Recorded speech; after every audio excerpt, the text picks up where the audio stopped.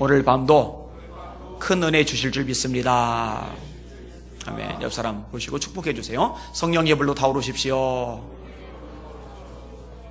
아멘. 아브라함 링컨 하면 미국의 16대 대통령으로 또 노예 해방을 일으켰던 위대한 대통령으로 유명합니다. 아브라함 링컨의 아주 놀라운 특징 중에 하나가 있다면 말씀입니다. 말씀의 사람이다. 학력이 없지만 어머니가 물려준 성경책 가지고 끝없이 말씀을 읽고 또 읽고 또 읽고, 그래서 말씀 여러 차례 드렸잖아요. 이번에 연설에는 성경 구절이 그렇게 많이 인용이 돼요. 설교가 아닌데, 정치 연설인데 무슨 설교 원고를 읽듯이 그렇게 읽게 되는 연설문입니다. 참 대단하죠. 미국의 3차 내각사 운동의 주역이었던 D.L. 무디 목사님, 이분도 이제 가방끈이 짧은 분으로 유명하죠. 맞춤법 잘 틀리기로 유명하고, 하나님이 이분을 통해서 수백만 명을 구원받겠어요. 몰락하던 미국 교회를 살리셨어요. 이분이 이런 말을 했습니다. 성경은 당신으로 하여금 죄를 멀어지게 만들고, 죄는 당신으로 하여금 성경을 멀어지게 만든다. 모르겠어요? 오늘 하루 성경을 읽으셨는지, 성경을 묵상하셨는지. 어때요? 말씀을 읽으셨어요? 말씀을 묵상하셨어요? 여러분들이 말씀을 가까이 하셨다면 죄를 멀리하는 하루가 됐을 것이고, 만약에 말씀을 가까이 하지 않았다면 죄와 가까이 하는 하루가 되었을 거예요. 이 말씀의 능력 중에 하나가 죄를 멀어지게 하는 거거든요.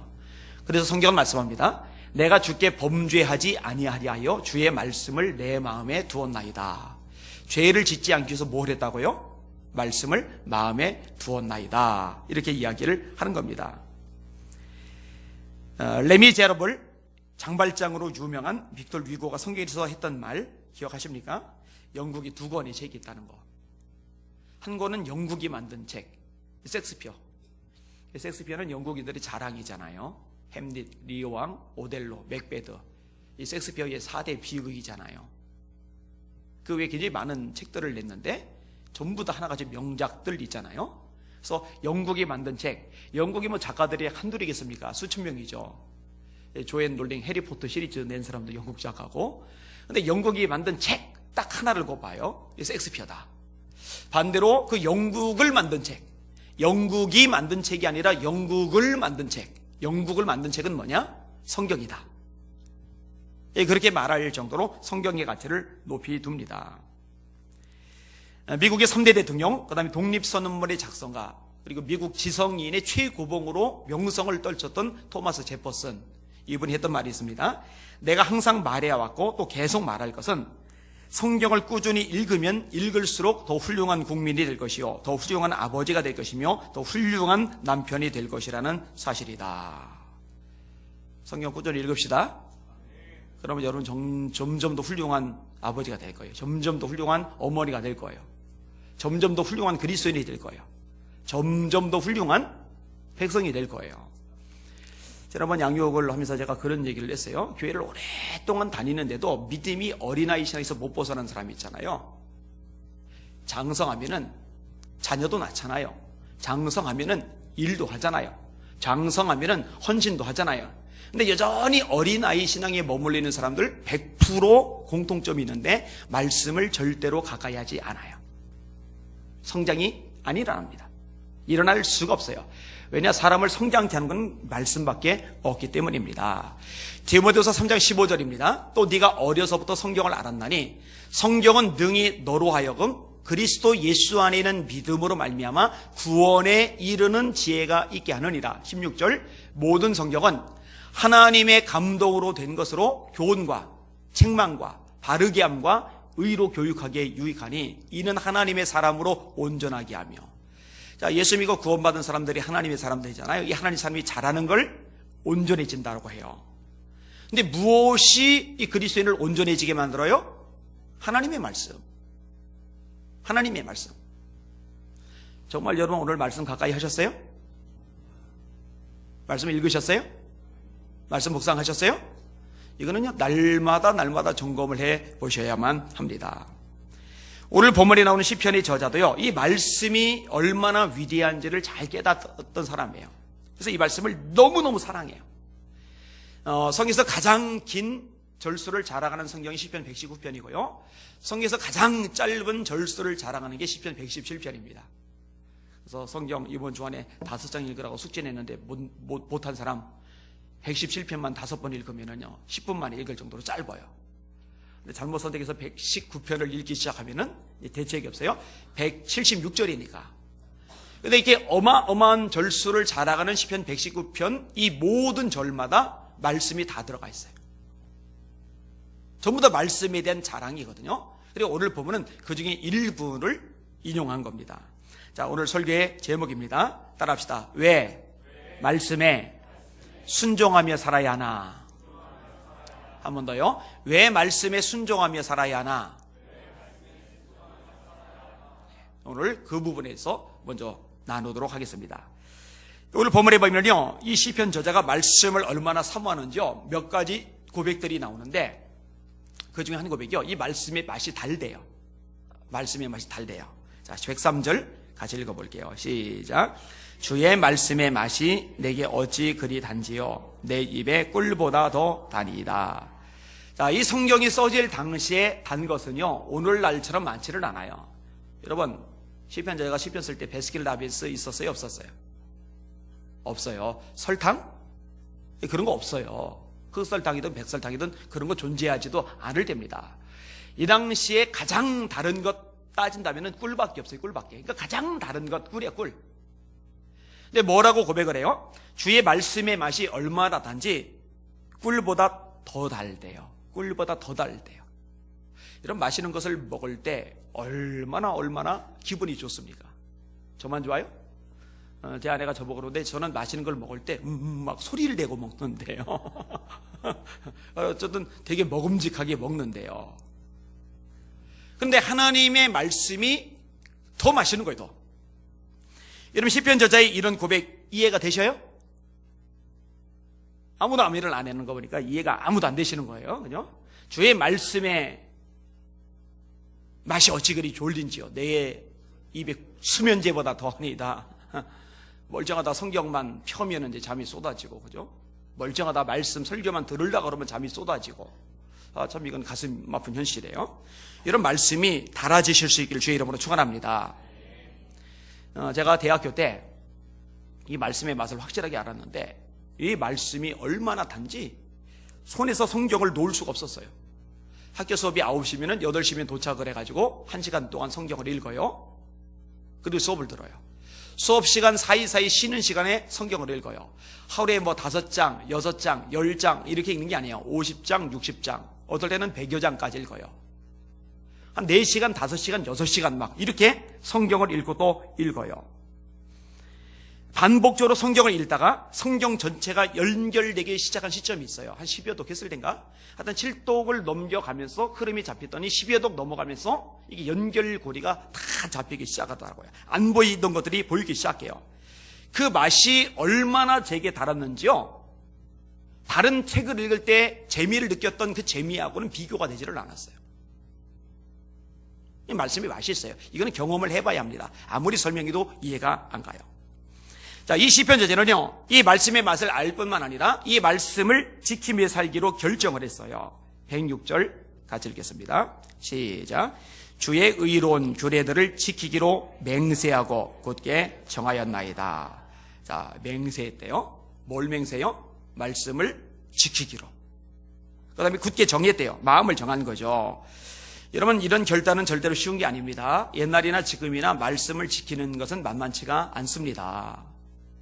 절대로 만만치가 않아요. 여러분, 말씀 지키는 게 쉬워요?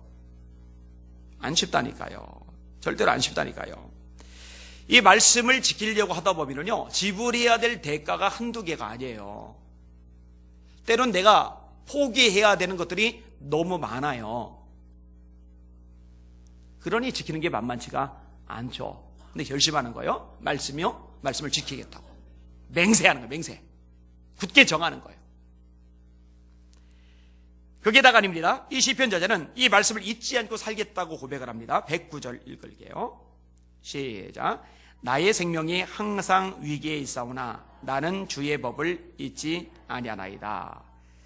주의 법을 잊지 아니하나이다. 이거는 이제 잊지 않겠다고 결심한다라는 표현이 아니고 잊지 않고 삽니다라는 표현이에요. 잊지 아니하나이다라고 돼 있잖아요. 말씀을 잊지 아니하나이다.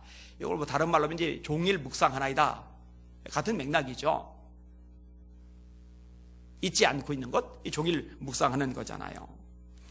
사실 우리의 마음, 우리 주의를 뺏어가는 것들이 너무 많습니다. 거기에 넋을 놓고 있다 보면요, 말씀 잊어요. 사람을 주목하게 되고요, 환경을 주목하게 되고요, 문제를 주목하게 되고요, 내가 지금 뭔가 계획하고 추구하는 것에 집중하게 되고요, 이런 것에 집중하고 마음을과 주의를 빼앗기다 보면요, 말씀은 까마득하게 우리 기억 속에서, 우리 생각 속에서 사라져 버릴 때가 많은 거예요. 특별히 이 시편 저자가요, 상황이 지금 좋은 거는 아니에요. 나의 생명이 항상 위기에 있사오나 라고 돼 있죠. 이걸 좀 풀면은 내 생명이 항상 위기 가운데 있습니다. 그러나 나는 주의 말씀을 잊지 않습니다. 이렇게 말하는 거예요. 여러분, 위기 가운데 있다고 생각을 해봐요. 그러면은요, 그 위기에 집중이 다 가는 거예요. 자, 지금 돈 때문에 내가 위기예요. 그러면요, 하루 종일 돈 생각만 해요. 몸에 중병이 들어서요, 그것 때문에 위기예요. 그러면 하루 종일 그 생각만 해요. 인간 관계가 막 얽히고 꼬여가지고 막 그것 때문에 막 심란하고 복잡해봐요. 계속 그 생각만 막 하느라고 골머리를 앓게 돼요. 근데 이 시편의 저자는 지금 위기 가운데 있는데 그 위기에 집중을 하고 있는 게 아니에요. 하나님, 제가 위기 가운데 있습니다. 그러나 저는 주의 말씀을 잊지 않습니다. 이렇게 고백을 하고 있는 겁니다. 여러분의 생각, 여러분의 관심, 여러분의 관점도 말씀에 집중되실 수 있기를 주님의 이름으로 축원합니다. 주변 것들에 너무 집중하지 마세요. 그리고 당장 맞닥뜨린 문제, 거기 너무 발 동동 구르지 마세요. 우리 주님이 그런 말씀하셨죠. 너희가 염려함으로 너희 키를 한 자나 더 할 수 있느냐? 너희 머리를 치거나 검게 할 수 있느냐? 고민하고 머리 싸매고 막 신경 쓰고 거기에 집중해봐야 해결의 도움이 손톱만큼도 안 돼요. 정말 손톱만큼도 안 돼요. 오히려 에너지만 뺏깁니다. 스트레스만 받습니다. 의욕만 사그라듭니다. 정서만 엉망이 돼버립니다. 차라리 고를 때 그냥 내려놓고 그냥 마음 비워놓고 말씀에 집중하실 수 있기를 주님의 이름으로 축원합니다. 그게 지혜예요. 더 나아가서 말씀을 떠나지 않고 살아가겠다고 고백을 합니다. 그렇게 살아간다고 고백을 합니다. 110절 같이 읽겠습니다. 시작. 악인들이 나를 해하려고 올무를 놓았사오나 나는 주의 법도들에서 떠나지 아니하였나이다. 여러분, 많은 사람들이 하나님의 말씀을 떠납니다. 자기 생각, 자기 감정의 종이 돼요. 제가 여러 차례 설교하면서 상당히 많은 설교에서 반복적으로 말하던 것이 있어요. 소위 이제 감정의 종이라는 말이에요. 감정의 종. 생각보다 많은 사람들이요, 말씀의 종이 아니고 감정의 종이 돼요. 이 감정이 격동이 되면은요, 말씀의 원리를 못 지켜요. 그리고 말씀을 놔요. 그리고 말씀을 떠나요. 근데 진짜 말씀의 종은요, 그런 것들을 넘어서는 거죠. 근데 말씀을 떠나지 않는다는 거, 이게 굉장한 고백인 게요, 말씀을 떠나지 않는다라는 얘기는 하나님을 떠나지 않는다라는 말하고 똑같아요. 말씀을 떠난다라고 하는 것은요, 하나님을 떠난다라고 하는 것하고 똑같아요. 그래서 사무엘 선지자가 사울 왕 보고 이렇게 말을 합니다. 왕이 여호와의 말씀을 버렸기 때문에 하나님도 왕을 버려 더 이상 이스라엘 왕이 되지 못하게 하셨습니다. 자, 말씀을 버렸대요. 근데 말씀을 버렸더니 하나님이 말씀을 버린 그 사울 왕을 버렸대요. 하나님이 사울 왕을 버린 이유가 뭐냐? 말씀을 버렸기 때문에. 그러니까 여기는 여러분들, 다른 건 혹시 버려도 말씀을 버리면 큰일 납니다. 절대로 말씀은 버리지 마시길 바랍니다. 절대로 말씀은 떠나지 마시길 바랍니다. 버리면 안 되는 거예요. 근데 이 본문도요, 그러나라는 것이 가운데 들어갔는데, 악인들이 나를 해하려고 올무를 놓았습니다. 그러나 나는 주의 법도들에서 떠나지 아니하였나이다. 이렇게 얘기를 합니다. 여러분, 내 주변에 악인들이 있어요. 나를 해코지해요. 내게 상처를 줘요. 내게 손해를 끼쳐요. 내게 못된 짓을 일삼아요. 그러면은요, 여기에 사람이 자꾸 반응을 하게 되는데, 인간적인 반응을 하게 돼요. 미워하고, 증오하고, 머리 굴리고, 나도 안 갚음 말려고 그러고. 그러다 보면요, 이런 것들에 함몰이 돼버려가지고요, 하나님의 사람이라는 자각까지도 흔들려 버려요. 그래서요, 주변에 나쁜 사람들 때문에 이렇게 상처를 자꾸 받은 사람들 보면은요, 이 인격이 망가지고 신앙이 엉망이 되는 경우를 종종 보게 돼요. 근데 이 시편 저자는요, 굉장히 수준이 높아요. 악인들이 나를 해하려고 올무를 놓았습니다. 그러나 나는 주의 법도들에서 떠나지 않습니다. 라고 고백을 하는 거예요. 어떤 상황, 어떤 처지, 어떤 공격, 어떤 상처 앞에서도 하나님의 말씀이 최우선이 되게 하겠다고 각오를 내고 그대로 살아가는 거예요. 그러니까 굉장히 수준이 높은 거죠. 자, 거기에다가 아닙니다. 말씀으로 가르쳐 달라고 기도를 합니다. 이때 이제 공의라는 표현이 나오는데 사실 이게 말씀이 다른 표현으로 나온 것이에요. 말씀으로 바꿔서 해석해도 문제가 되지 않아요. 아까 말했듯이 1절부터 176절까지 모든 구절이 말씀과 연결되는 구절이니까 108절 같이 읽겠습니다.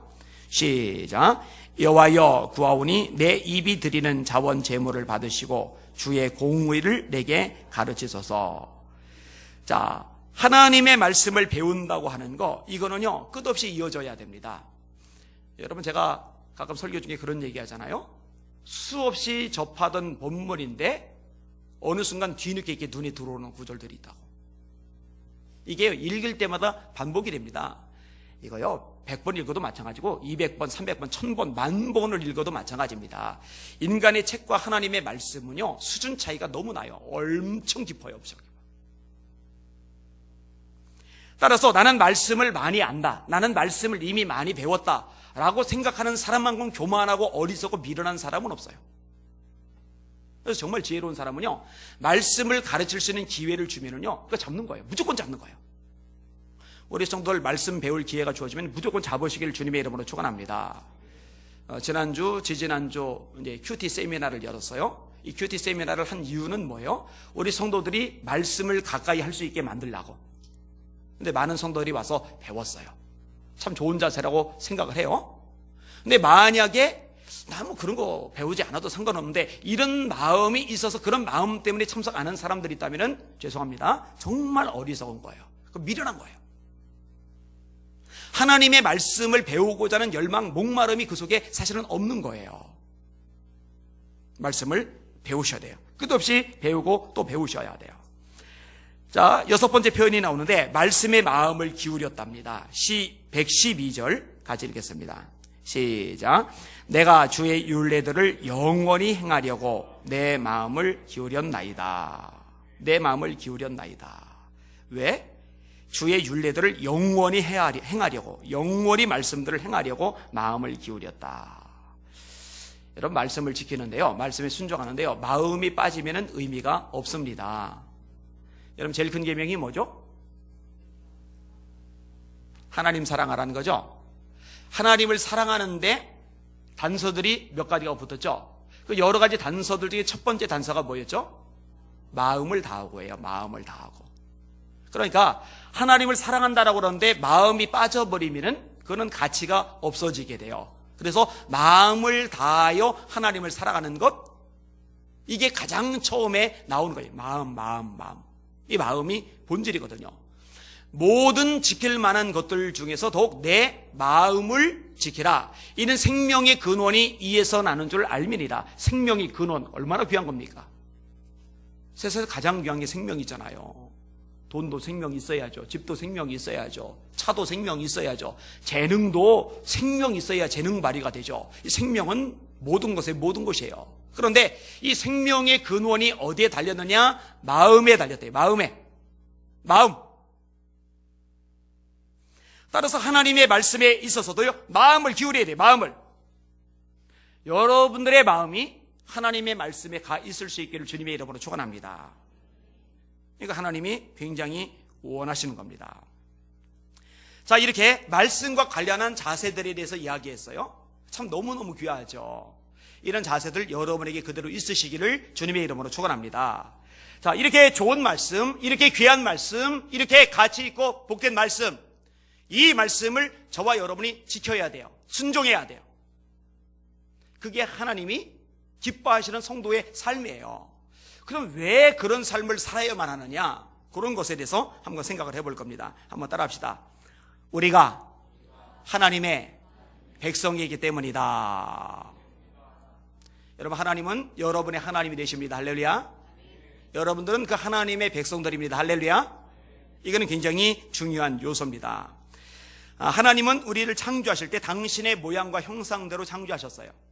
창세기 1장 28절이죠. 우리가 우리의 모양과 형상대로 사람을 만들고, 그로 바다의 고기와 공중의 새와 땅이 움직이는 모든 생물을 다스리게 하자 하시고, 하나님이 자기 모양과 형상대로 사람을 창조하시되 곧 남자와 여자를 창조하시고 그들에게 복을 주시며 이르시되 생육하고 번성하여 땅에 충만하라. 땅을 정복하라. 바다의 고기와 공중의 새와 땅이 움직이는 모든 생물을 다스리라 말씀하셨습니다.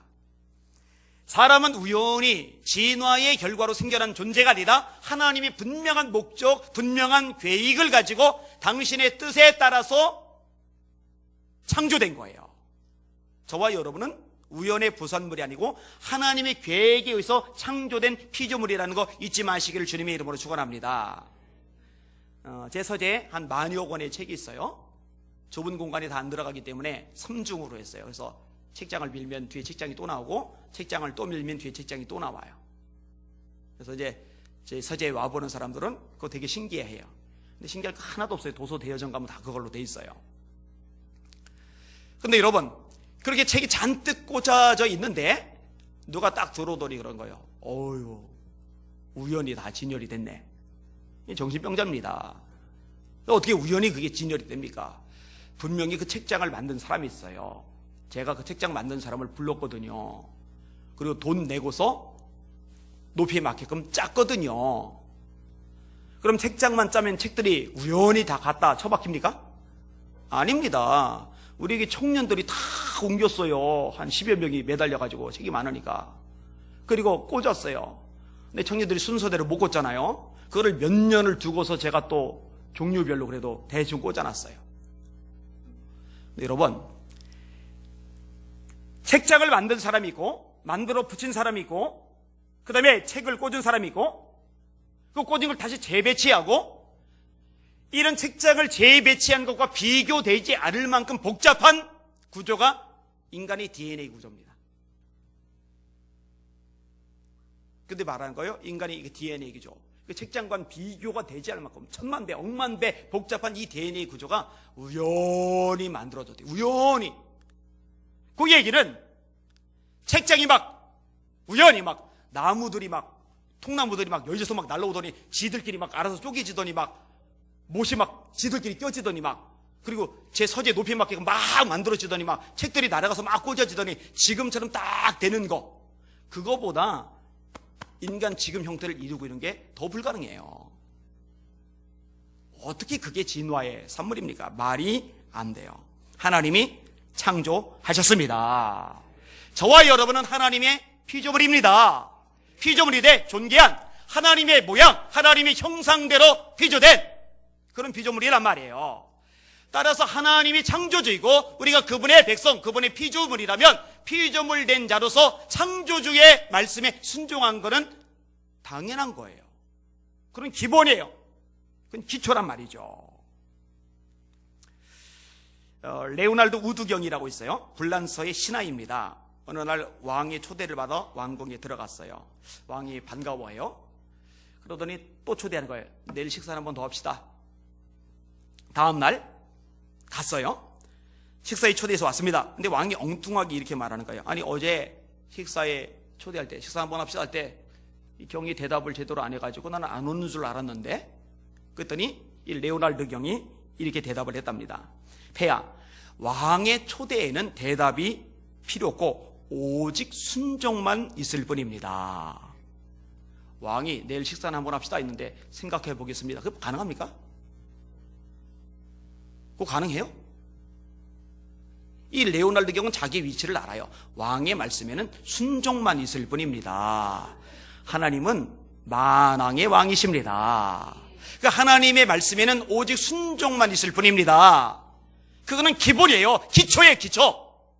대단한 게 아니에요. 엄청난 게 아니에요. 가장 기초적인 거예요. 가장 기초적인 거.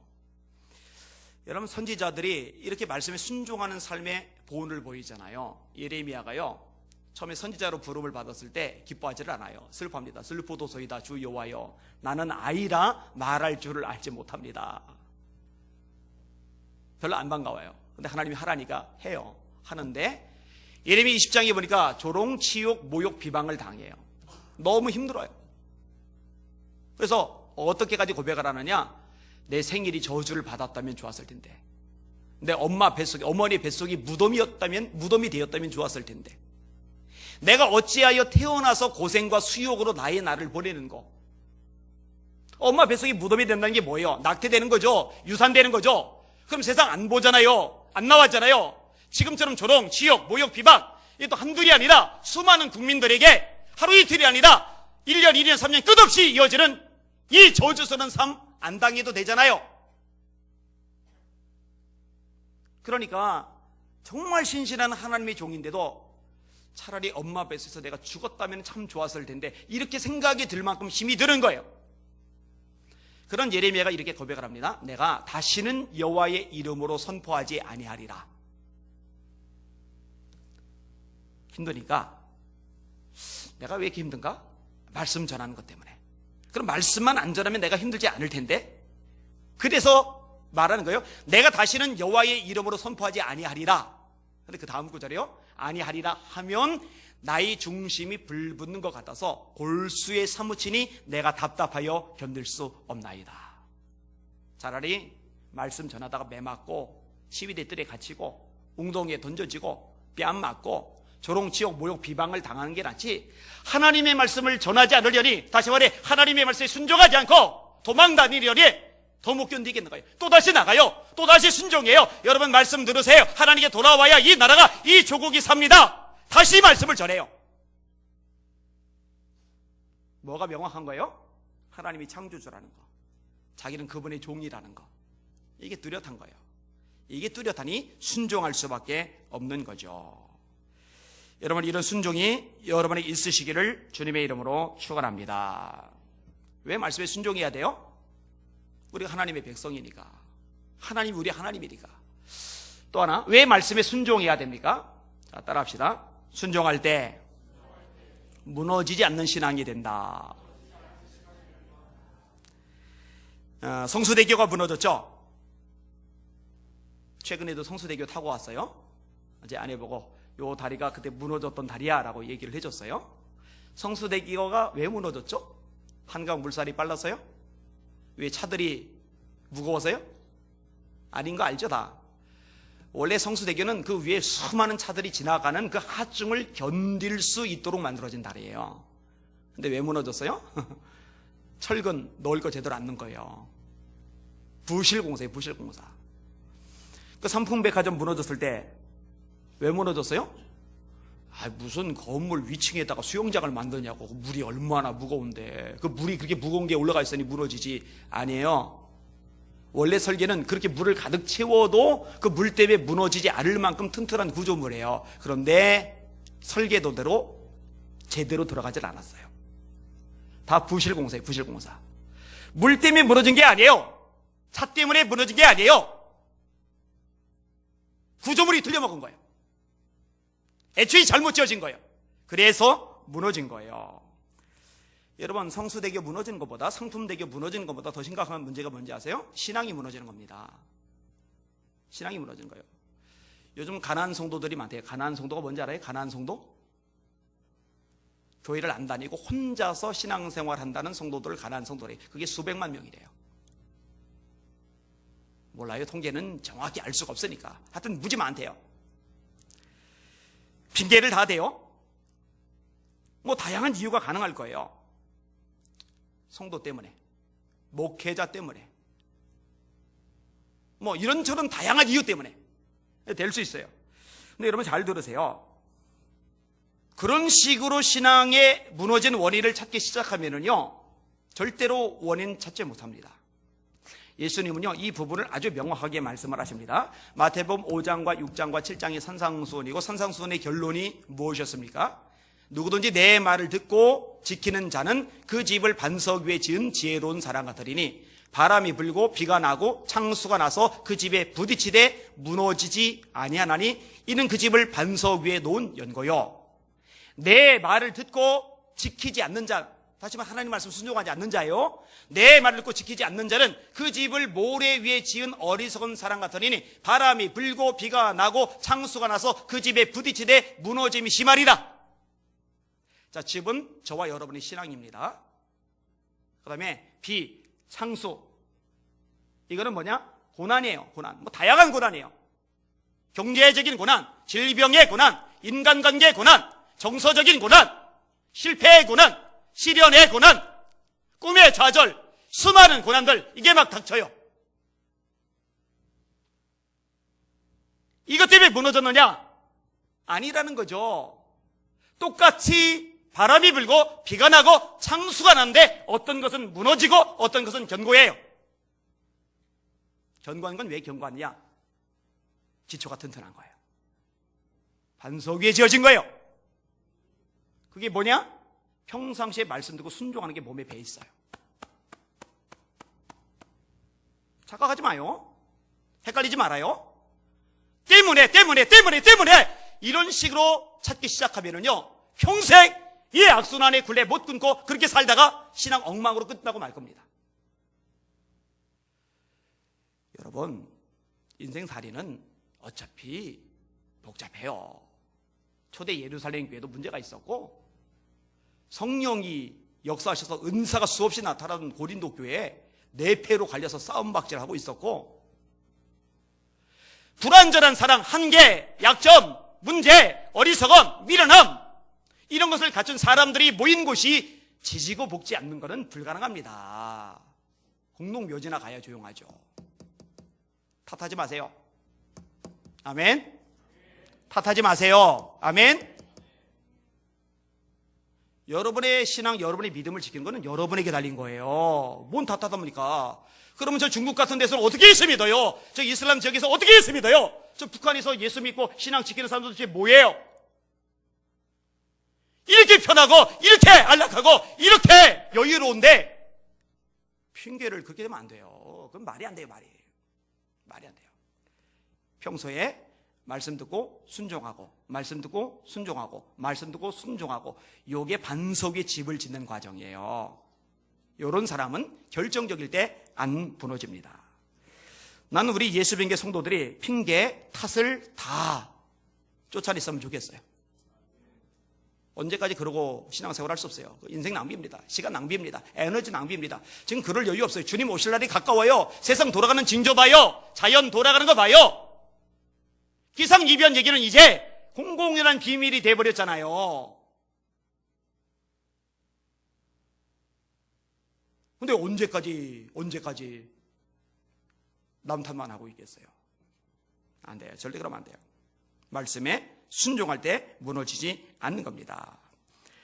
자, 세 번째 더 생각해 봅시다. 따라합시다. 말씀에 순종할 때 인생의 길도 알 수 있다. 여러분, 하나님의 말씀은요, 저와 여러분이 어떻게 가야 할지를 보여주는 이정표입니다. 깨달으시길 바랍니다. 그게 105절 말씀이죠. 주의 말씀은 내 발의 등이요 내 길의 빛이니이다. 내 발의 등이요 내 길의 빛이니이다. 여러분, 세상 어떤 것들도요, 그것을 만든 사람만큼 잘하는 거는 없어요. 여러분이 워낙 잘하는, 수없이 반복해서 들은 유명한 예화가 있잖아요. 어떤 1급 정비사가 자동차 고장나서 길거리에서 고치려고 발버둥을 치는데 안 되는 거예요. 1급 정비사인데. 근데 웬 영감이 와서 내가 한번 손보겠다고 했더니 속으로 비웃었는데, 그래 한번 해보라고.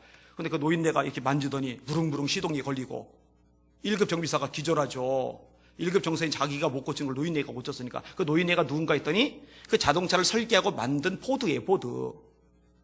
정비사가 잘나봐야 애초에 설계하고 만든 사람만큼은 못 따라가죠.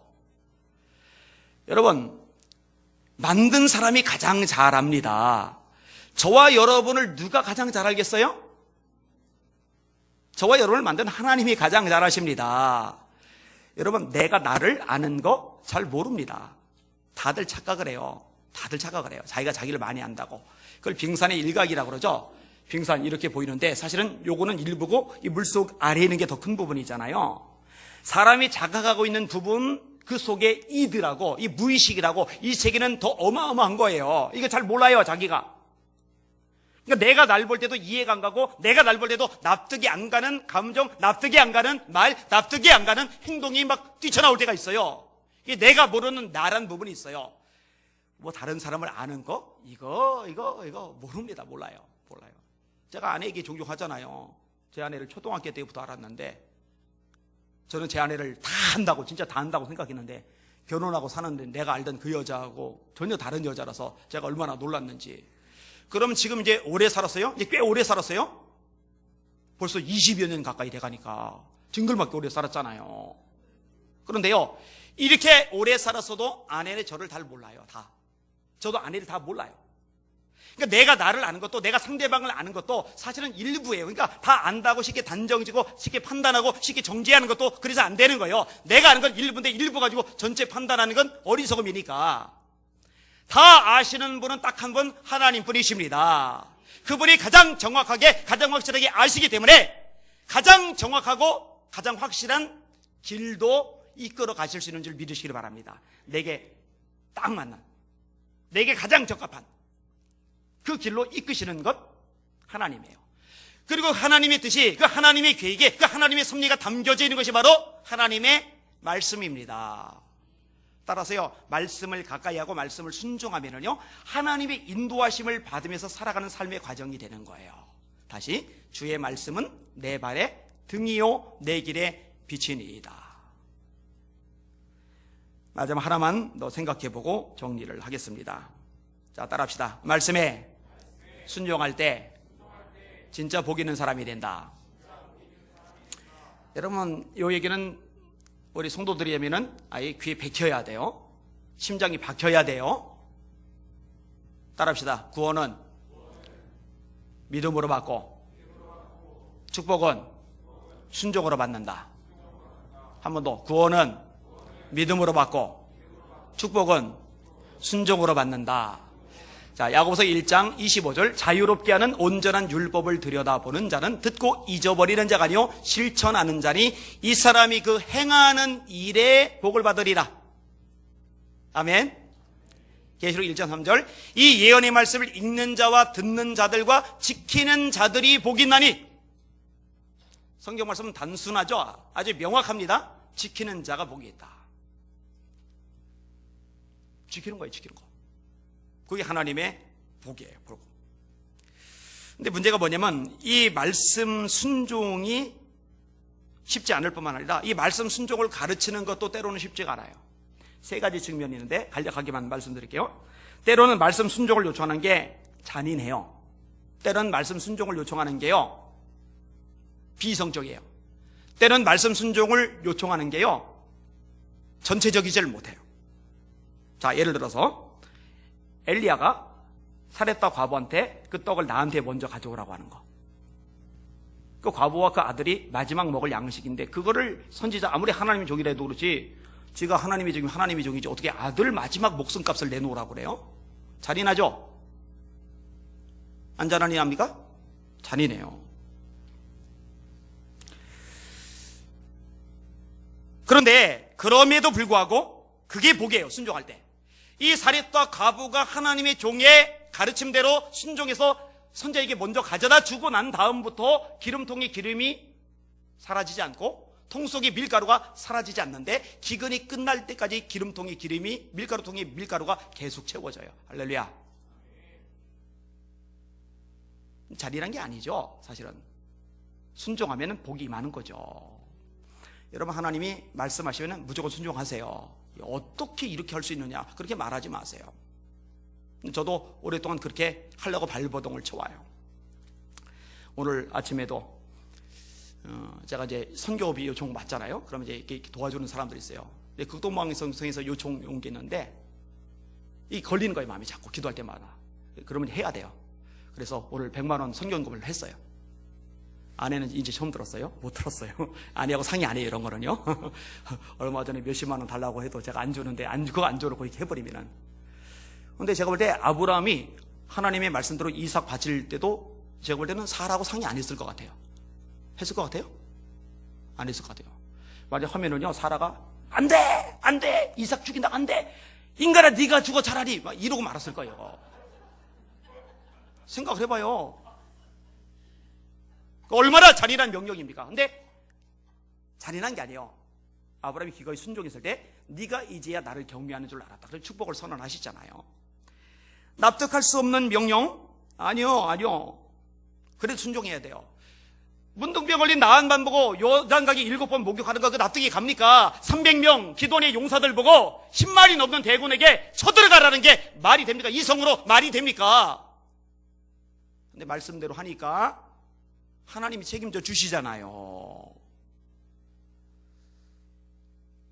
다윗이 사울피에 도망 다닐 때 블레셋이 그일라라는 지역을 쳐들어와요. 다윗이 기도를 하니까 하나님이 블레셋의 손에서 이 그일라를 건져내래요. 근데요, 전체 부하들이 다 반대요. 일사불란하게 한 명도, 단 한 인간도 찬성하는 사람이 없어요. 이게 전체가 반대할 때가 있어요, 이렇게. 근데 다시 한 번 더 기도하니까 하나님 뜻 맞아요. 사울 왕도 피해서 도망 다니는데 사울 왕이 떠는 블레셋 사람하고 싸우라는 하나님의 말씀, 그거 어떻게 해? 근데 해요. 근데 하나님이 이기게 하시죠. 잔인한 명령 같아도 가르치고 순종해야 되고, 납득할 수 없는 명령 같아도 가르치고 순종하게 해야 되고, 때로는 전체가 반대해도 가르치고 순종해야 될 때가 있어요. 왜? 그게 결국은 복이거든요. 잊지 마시기를 주님의 이름으로 축원합니다.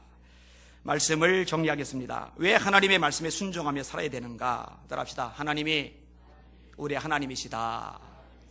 우리는 그분의 백성이다. 그러니 당연히 순종해야죠. 당연한 거 아니겠어요? 두 번째 따라합시다.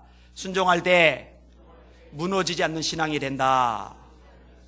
그러니까 여러분, 신앙이 허물어질 때요, 그때 결론 딱 내리세요. 복잡할 거 없어요. 간단하게 생각해요. 아, 내가 평상시에 말씀 순종이 안 되고 있었구나. 그거 말고 딴 거 원인 찾지 마세요. 회개부터 하세요. 헷갈리지 말아요. 성경의 원리대로 해야 돼요. 원인은 반드시. 세 번째 따라합시다. 말씀에 순종할 때 하나님의 인도하심을 받는다. 당연하죠. 자, 마지막 따라합시다. 말씀에 순종할 때 하나님의 복을 받는다. 역시 당연하죠. 오늘 설교 제목 따라합시다. 왜 말씀에 순종하며 살아야 하는가? 마음에 새기시고 말씀 순종에 여러 인생을 거시기를 주님의 이름으로 축원합니다. 축원합니다. 아멘. 기도하겠습니다.